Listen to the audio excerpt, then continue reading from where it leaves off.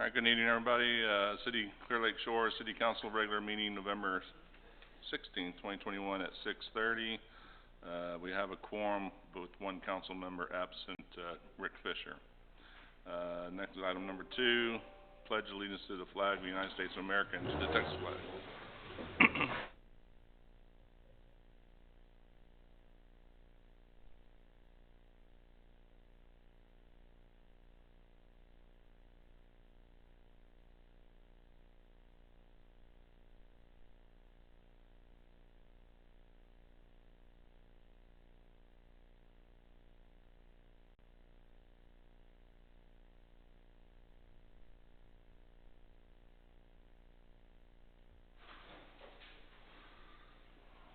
Well, we're supposed to have a presentation from Amy Hoff with the Girl Scouts doing a gold award outreach, but it doesn't look like she made it here in participation with the Bayou Animal Services, and it's for creating a community of care for our fur babies.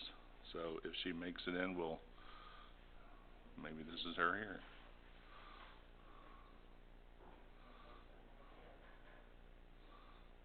Hi. Ta-da! Are you Amy?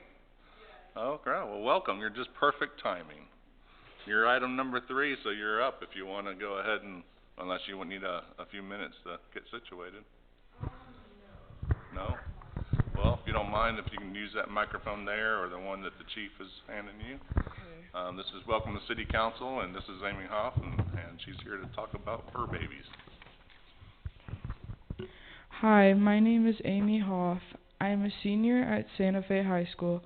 I have been a Girl Scout for 14 years. I am currently working on my Gold Award, which is the highest honor a Girl Scout can receive. The name of my Girl Scout Gold Award project is Creating a Community of Care for All Fur Babies. I would like to educate the community about the importance of adopting animals and teaching owners and pet lovers how to properly care for their animals. My Gold Award aims to address the issue of too many animals in shelters. Therefore, my issue educates the community about the importance of adopting animals and people spaying and neutering their animals.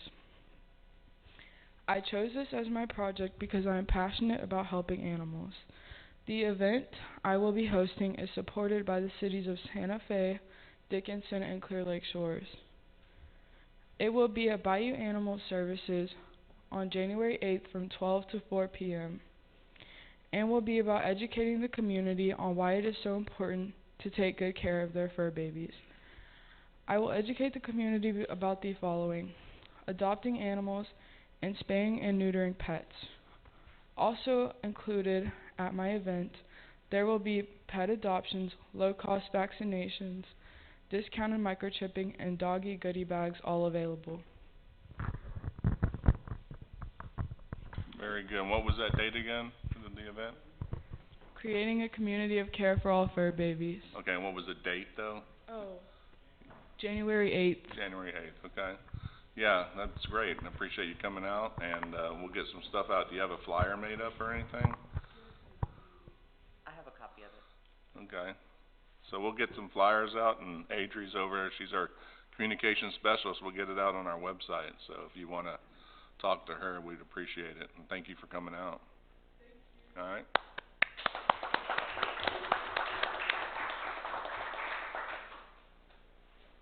All right, next is item 4, reports from council. Steve Wirtis. I have nothing to report at this time. Thank you, Mr. Wirtis. Councilman Rick Fisher is absent. Councilwoman Monica Leday. The only thing I had to report was Amy's project, so she did a good job. Y'all go. Thanks. Ms. Leday. Next is Councilman Alex Scanlon. Said I've got 300 pounds of frozen turkeys in my refrigerator. Looking forward to the weekend. Get the pit going. Thank you, Mr. Scanlon. What time should we be there? 4:30 a.m. All right, and then next, Councilman Randy Chronister. As you can see, we're working on a lot of the roads around the island, so excuse our mess. It's only going to last about a week or so, from what I understand, so be patient. Thank you, Mr. Cronister. Just a few items for myself. This will be my last pitch for the Bay Area Heart Walk and the Mayor's with Heart. We got the Clear Lake Shore Sunsetters, and I think we're like behind by $200, so would love to have y'all's donation to that. It goes to a great cause with the American Heart Association, and afterwards we got a great Thanksgiving dinner going on here, so show up here and get some food. So that's this weekend starting at 9 o'clock. We're also the number of people that'll come out, so if you can't afford to donate, come out and walk, and we'd love to have you there.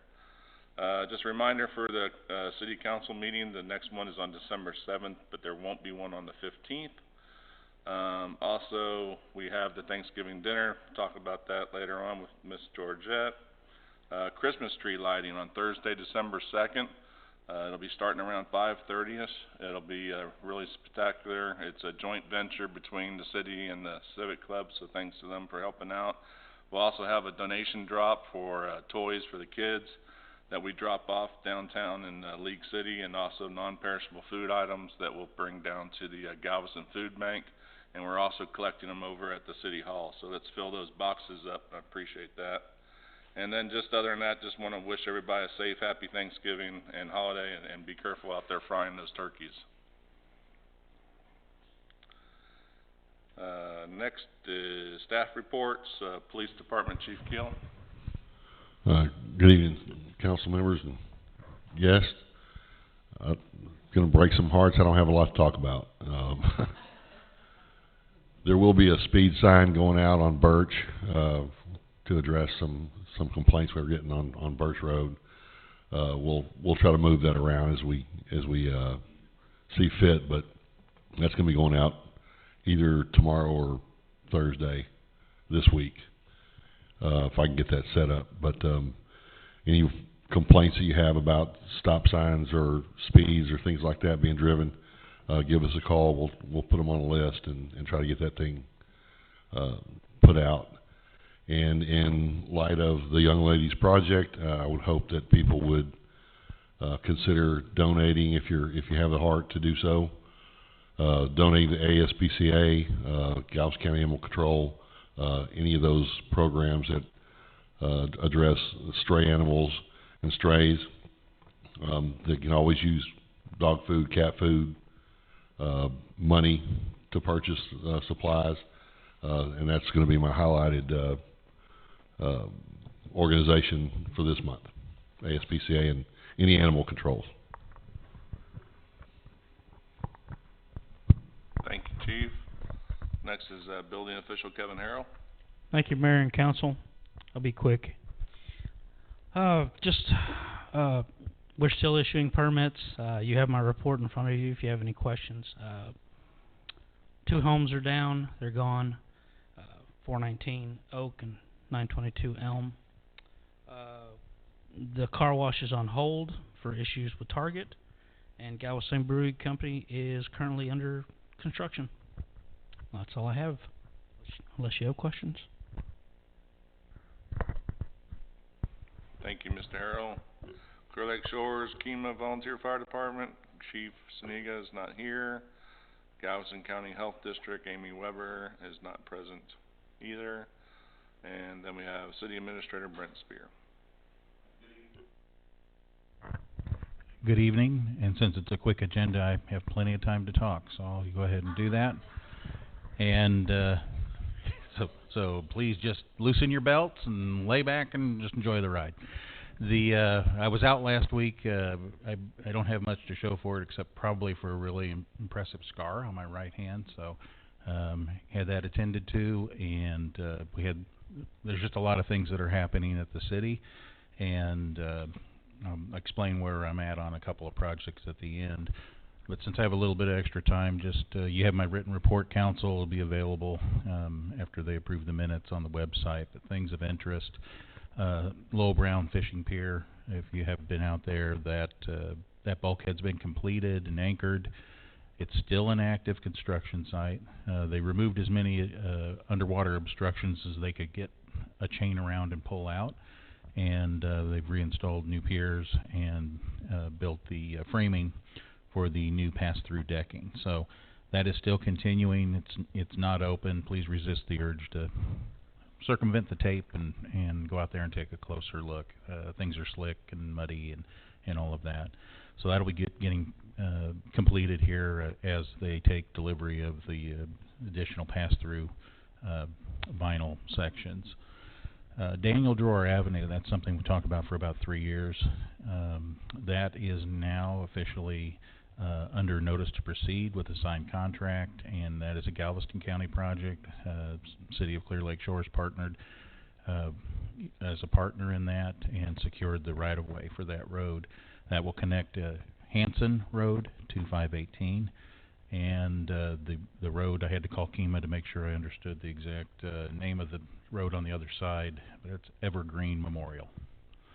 So it's either Bell Road or Gordy or something, but Evergreen Memorial is the actual name of that road that it will align with, and there will be a signalized intersection there. So instead of having a concrete island where you can't turn left in the northbound lane, that's all going to be removed and restructured. So you're going to have the ability to go east or west or south, so four-way. So we're really excited about that. That should be completed by April 13th, 2022.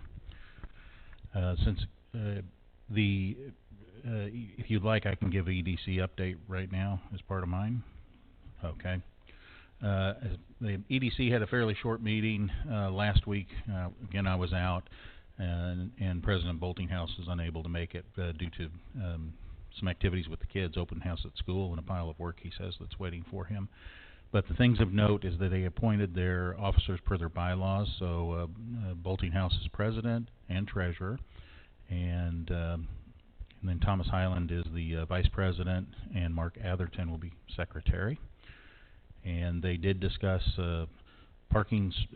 They've already engaged in a study with Walker Consultants, and they're a premier parking consultant. The city actually did some work with them many years ago as well, and they are currently conducting a survey of the parking requirements and the available parking in town center area to come up with some hopefully some solutions, because we're already identifying that parking is an issue.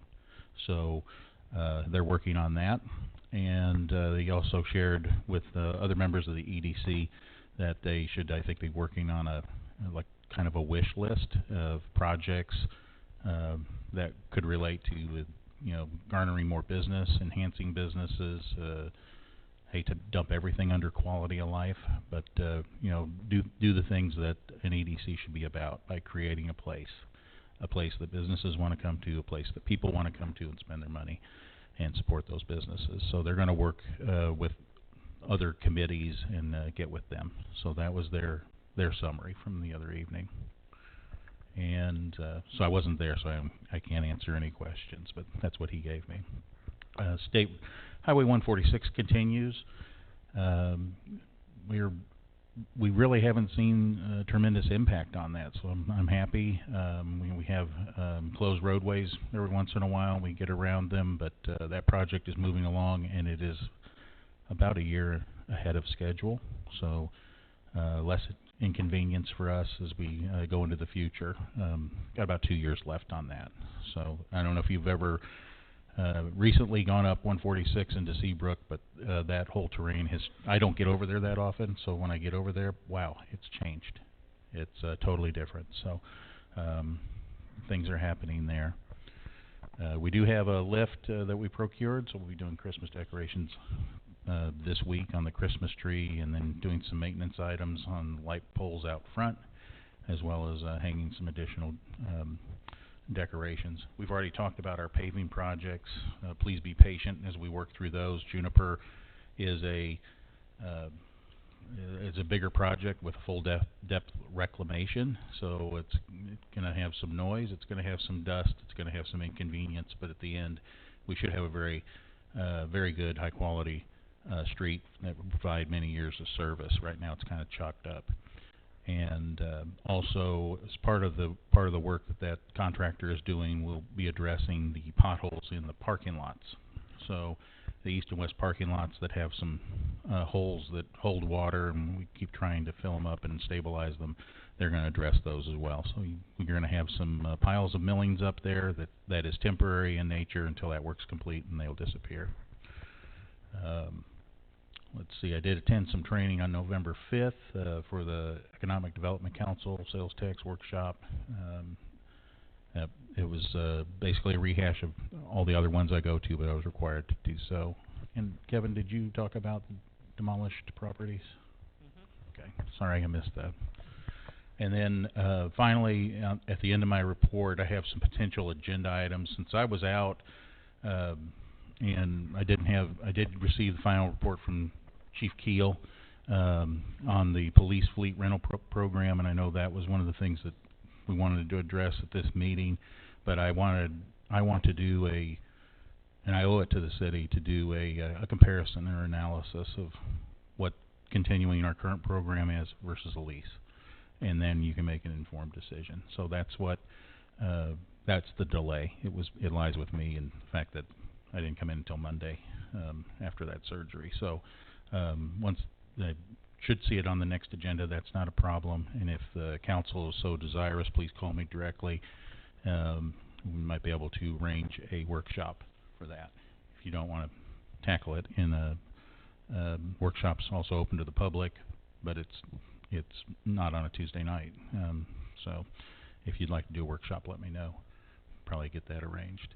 And then finally, today, November 16th, when I sit there and present the budget, I have to look into a crystal ball and try to predict what's going on. Well, I missed this mark on health insurance, and I'm not an actuary, obviously, but we received the final renewal rates today after we requested relief through our representative, and also compared other similar plans with other places to see where they were, and they were much higher. So Blue Cross Blue Shield is our current one, and makes the most sense financially. However, when I budgeted for 5% increase, which historically has been kind of like where we're at. But we're starting to age out. So you got old people like me with gray whiskers, and so we're going into different age bands, and that's happening across our employee spectrum. And we're not a large place, but we have a lot of skilled, mature, and very smart and life smart people that work here. So that banding made our increase 14.5%, and so that was a 9.5% unexpected cost overrun. And Guardian also had they do several lines of insurance for us, not the major medical side, but they also had rate increases, but we were able to get rate relief and get those back to our current rates. And with one change, life insurance, and that's just age-based, and that's going to happen. And it was a very minimal increase. The net result is we can continue with that plan. And this is not a decision for tonight. It will be on the next agenda for discussion and possible action. But we can renew at 9.5%. Or we can choose to go from a gold plan that we currently have, which has lower out-of-pocket expense and deductibles for employees, to a silver plan. And what happens with that is employee deductible responsibility goes up to about 140% of what it currently is. So it's a 40% increase on that side. And then there's also increases on office visits and specialties visits and things like that. So there's additional rolled in costs. But I bring that to you today. Just got it today. Just crawled all through that and started looking at it. And if there's no change in the plan, that renewal will renew on January 1st of 2022. If there is on the next agenda, if there's a decision to change, the silver plan would basically make our plan that we currently pay like $100 more a month. So that kind of hit the bogey for the 5% increase. But it comes at a cost. So if there's no change in the plan, then our current plan can auto-renew on January 1st, 2022. If there's a change in the plan, go to the silver, then it would take some time to make that happen, and it would be a February 1st effective date, but the current plan would remain in standing for that month, so you'd have 1 month at a higher rate until the new rate went in. So I'll have that on the next agenda. Really can't answer any questions on that, but hopefully that's a long explanation with a bunch of information for you. And I only used 10 minutes, so sorry. Probably sounded like a lot longer to people. You have any questions for me? I do, actually. Seems like I remember a couple weeks ago we had something on the budget that came in considerably under what we were expecting. Can you look at some of that stuff for the next meeting? Well, one of the things that I think I put it in my report that I'm looking at refurbishment for the backhoe, and I had in there it was a 50% reduction over what we had budgeted for, and so what I've done is I went back in and one of the things, and I need to get a hold of him. I think it's going to be about a 35% underrun on that, but I'm also going to have the backhoe steam cleaned and painted again with the equipment enamel or whatever they use. So, you know, that I need to get the final number, but it is very favorable for refurbishment. So I think that's probably the item that you were thinking about. The net, it's about a $10,000 savings, maybe 12 or 13, but I'm still waiting for that final number. I had budgeted 35. Cool, thank you. You're welcome. So when you talk 9%, what is that dollar amount? It's about, it works out to be about $3,000 per month. So it's $36,000 a year. So. Addition, that's the 9% or that's the whole 15%? Yeah, that is additional. So currently, we're at about $20,000 per month on health insurance, and so it would go to 23. Is there any reason why we're joined at the hip with Blue Cross Blue Shield? Are there any other folks that could offer maybe better coverage at less? Yeah, we did we inquired with I got the summaries, and I'll make sure I get those into the packet, but the United Healthcare, or is that UH? Yeah, United Healthcare. UHC, what was the other one, Michael? I don't use them, so Humana.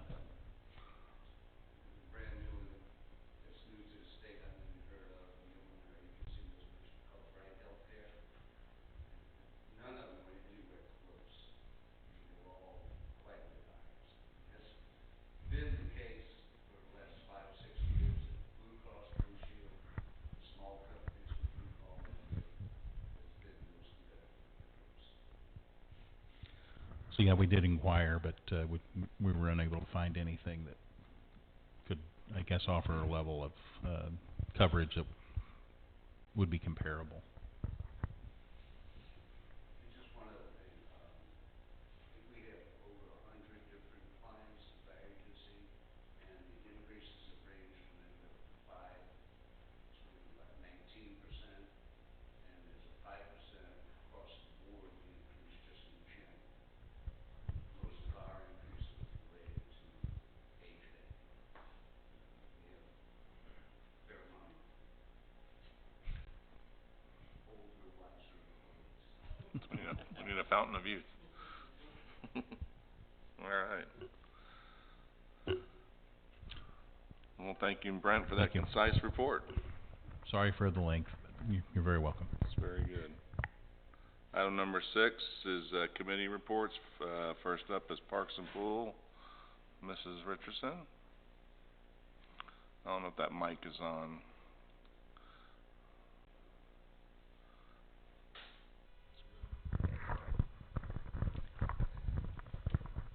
So yes, we had our meeting, November meeting, and one of our items was the revisiting the speeding issue on Birch. So I want to thank Chief Keel for getting that arranged, because one of our members lives on Birch, and there's apparently a tremendous amount of speeding going on in the morning around school time.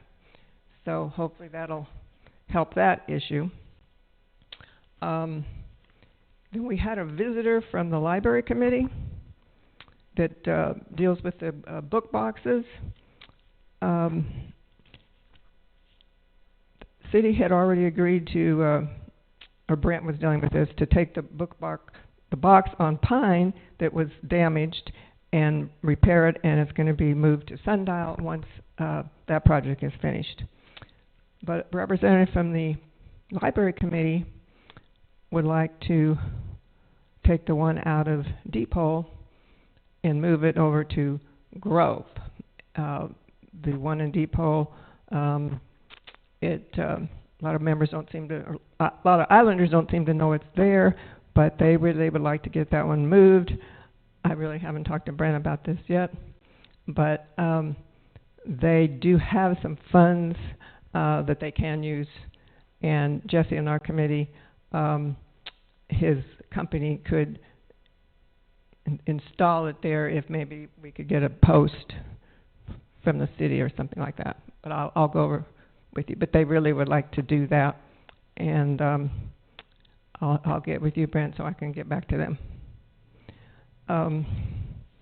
Then we did discuss, Brent had filled me in on the construction work there at Sundial, Lowell Brown, so we reviewed that, and he gave us a very good explanation of what was going on. And then we're always reviewing Shell Bottom Park, so we did that. And the main thing for us this time of year is Christmas decorations. And we want to thank the city for agreeing to have a lift for us to decorate the top of that tree, because it was getting pretty dangerous up there. So I know Dinah Chronister reserved Thursday and Friday for the lift for the tree, for the upper part of the tree. So we will try to get that done, and what we can, anything else. And then the rest of the decorations will be done on the few days after, the week after Thanksgiving. So it's that Monday, Tuesday, Wednesday if needed. So we will post if we can get any helpers for that, because that still will be the bridge, the clubhouse, City Hall, and anything left on the tree. So I think that was it.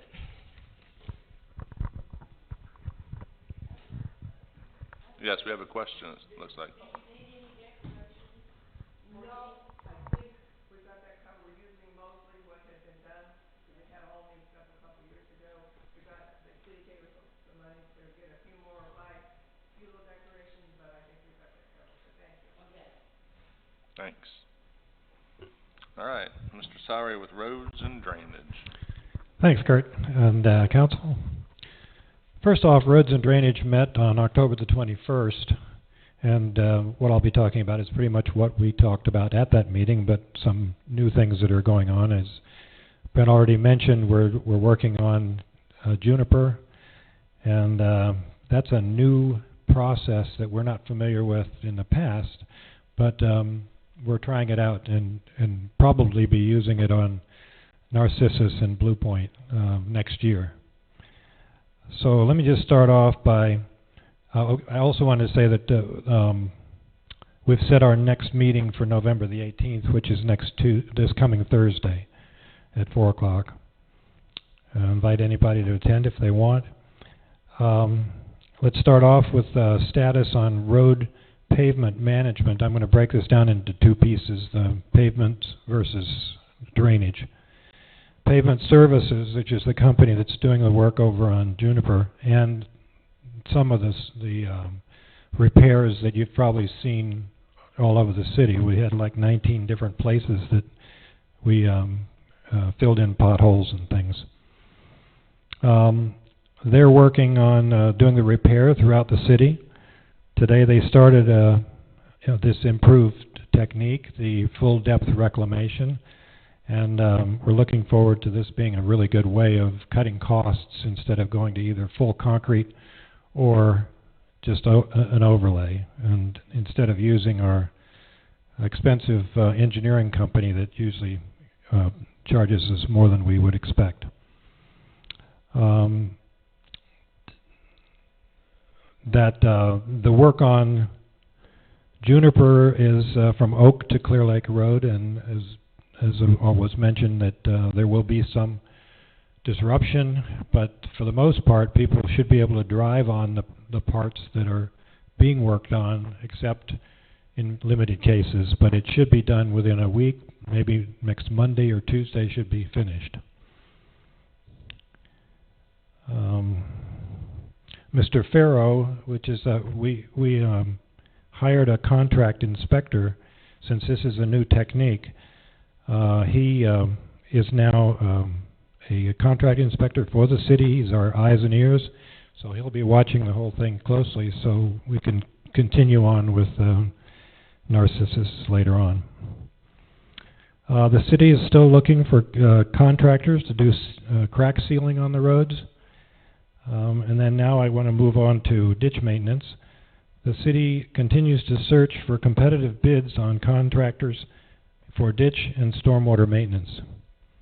Also, Roads and Drainage recommended that the city hire a surveyor to shoot elevations on Narcissus in order to prepare for next year. Alex volunteered to work on a strategy to use Cobb Finley, which is our city engineer, their previous work on drainage as a framework for future effort. Alex is also updating the stormwater ordinances. He has improved, expanded, and added several paragraphs, and we're continuing to work on that. Tanya Rogers reported on the October the 12th Zoom meeting hosted by the Houston-Galveston Area Council. She will follow up on future developments and report back to us with any updates on flood mitigation. Tony Peterson agreed to review the condition of the check valves on our outfalls and propose a strategy to maintain the valves in the future. Finally, we discussed the flooding issues on the northwest side of Aspen and Clear Lake near Soul Freak. That was done at our last meeting.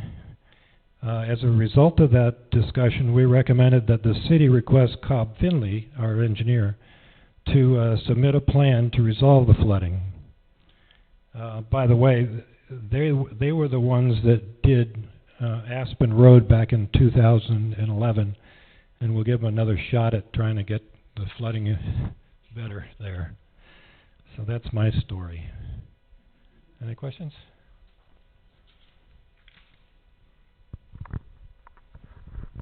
Thanks, Mr. Sowery. Next is Zoning Board of Adjustments. Thank you. And Planning and Zoning? Thank you, Mr. Felsky. And Water Compliance. All right. Next is item number 7, Civic Club Activities Report. Mrs. South. Thank you, Mayor and Council. We had our barbecue cook-off in October, which was a huge success. I think we had a record number of sponsors, and after all of our expenses, we were able to raise $10,000, which is going to go towards our scholarship program and also some projects that we're currently working on to give back to the community. I want to thank the city and Chief Keel for having officers there Friday and Saturday. Also, a special thanks to Odie, who basically was a one-man hero out there Friday helping us set up, and then he was actually there all day Saturday, and he was a great help. So I appreciate the city allowing him to be out there to help us. This Saturday, we have our annual Thanksgiving dinner. No reservations are required. It's $10 for members and $15 for non-members. We have a ton of volunteers who have signed up to help, and so we're very grateful for all the residents that continue to help make this a great event. It's a very popular event here in Clear Lake Shores, bringing our community and residents together. As Mayor Otten mentioned, on December 2nd, we will be partnering again with the city for the 3rd annual Christmas tree lighting. We will have Santa here as well as Ben Donnelly singing carols. He is a pastor from City Mark Church. And we will also have the residents. Last year we bought pre-wrapped cookies, but this year we're going to have the cookie exchange where residents are allowed to bring cookies back in and the kids are able to come in. Soul Freak is one of our sponsors, and they are once again providing the hot cocoa. Lion Realty and True North Marine is also one of the sponsors for this year. Thank you. Awesome, Ms. South, and thanks. And That's gonna be a pretty good Thanksgiving, and, the Christmas tree lighting will be spectacular, I'm sure.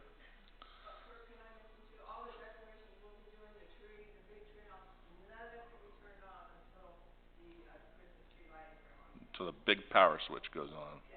All right. Well, big surprise of who's gonna turn that on this year.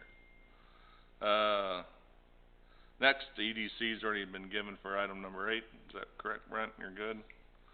All right, item number 9, public comments. At this time, any person with city-related business may speak to city council. Topic of discussion must be consistent with an item listed on the agenda. In compliance with the Texas Open Meetings Act, city council may not deliberate. Comments from the public should be limited to a maximum of 3 minutes per individual. Anybody like to speak this time? Having none, there's an item 10 for new business. Any item need to be pulled from consent agenda by council. Having none, any objectives from council on the consent agenda? Having none, the consent agenda is accepted as is with item A, and there is no new business. Wish everybody a happy Thanksgiving, and we adjourn at 7:06.